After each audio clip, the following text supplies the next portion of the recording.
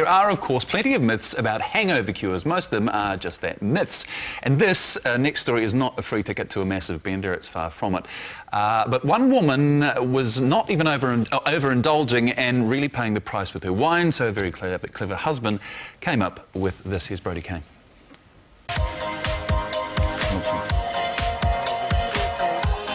There are 38 billion bottles of wine consumed around the world every year.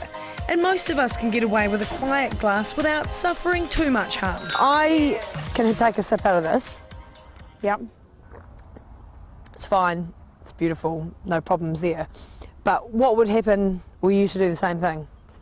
After a wee bit of time I'd get a headache and then during the night, when I go to bed and things, I'd start to get nasal congestion and it's not very nice.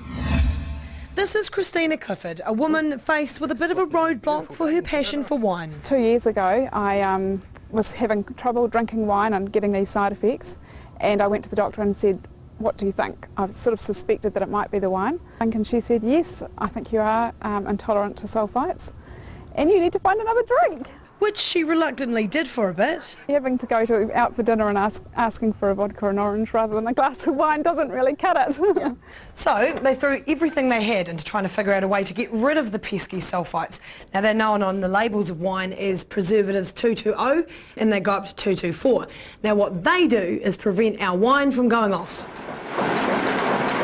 The Cliffords got help from a reputable food scientist and even got a grant from the government. And 2 years later, the Nelson couple came up trumps with this stuff. Cheers. So cheers. Just drop it in and then you can immediately drink it.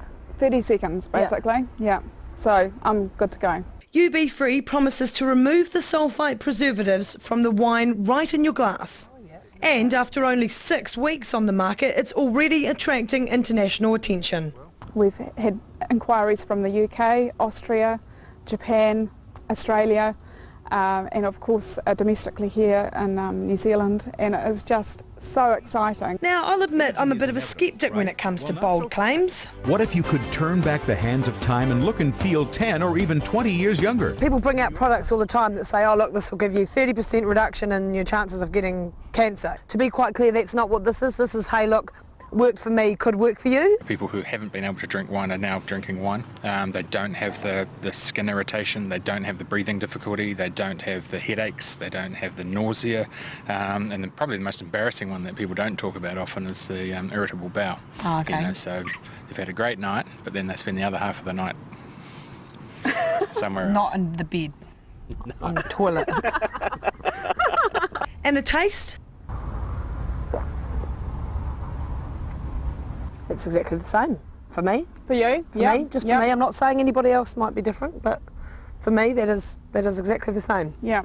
But the red is another story. I'm not a wine connoisseur, so I don't know the fancy words, but it doesn't have that ping.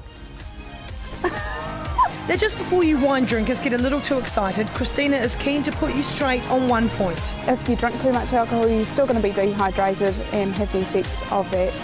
So no, it's not a hangover cure. But don't worry, I've got Miles working on that one. Cheers. Cheers.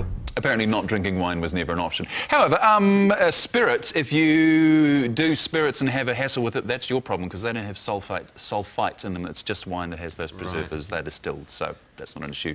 You can't handle anything. Should be called UB40 if it was that one. Hey, that's why she's here.